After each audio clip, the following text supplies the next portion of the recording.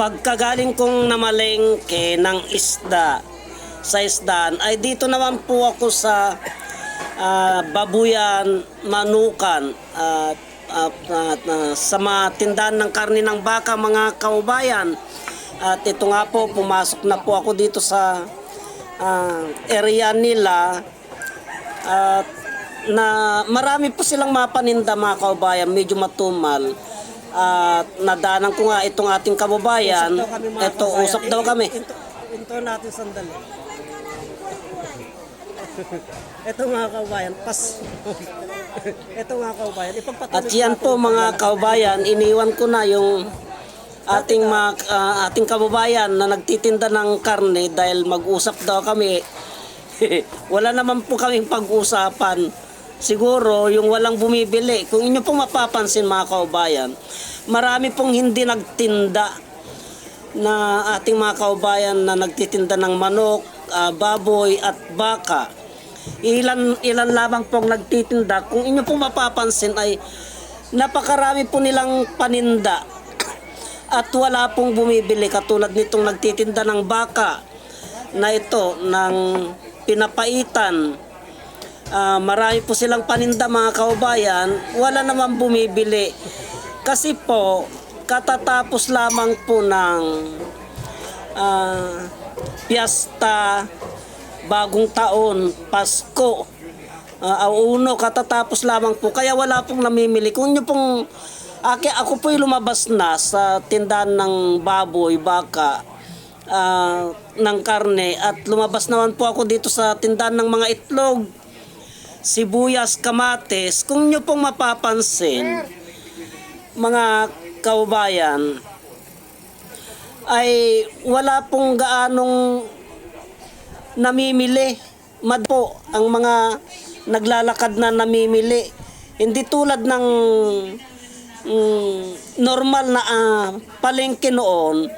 May marami pong tao dito sa area na ito, siksikan po.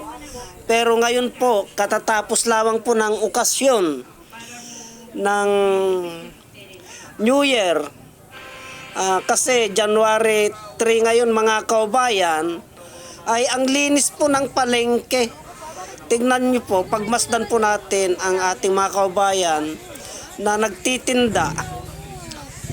Madalang po yung mga bumibili sa kanila, katulad nitong nagtitinda na ito, ating kababayan, nagkwentuhan na lang po sila kasi walang bumibili nga sa kanila, kaya silang dalawa na lang ang nagkwentuhan. Kaya pinagpatuloy ko po ang paglalakad dito naman sa area ng prutasan na ito mga kaubayan. Ay ganun din, may mga naglalakad na namamalengke, kaya lang po depende po sa gustong mabili. Kasi halos pari-parehas nga lamang po ang paninda ng ating mga kaubayan. Doon sa isdaan, halos pari-parehas ang kanilang paninda. Doon sa babuyan, karnian, ganun din. At ito nga po, nakita ko po itong upo, sariwa po.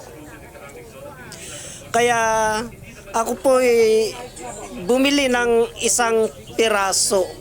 At ito nga pong nagtitinda na ito, nagtatakal naman po ng ginayat-gayat na yan dahil may bumibili na aking kasabayan.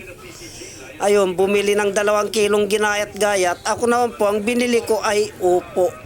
Antabayanan nyo po yung magpapalabas po ako ng tungkol sa upo mga kaubayan. Kilawing upo, gamot po sa high blood. Yan, antabayanan nyo po yung aking ipapalabas na video tungkol sa upo. At ito nga po ay nabayaran ko na po, kaya ipagpatuloy ko po ang paglalakad, pag-iikot mga kaubayan.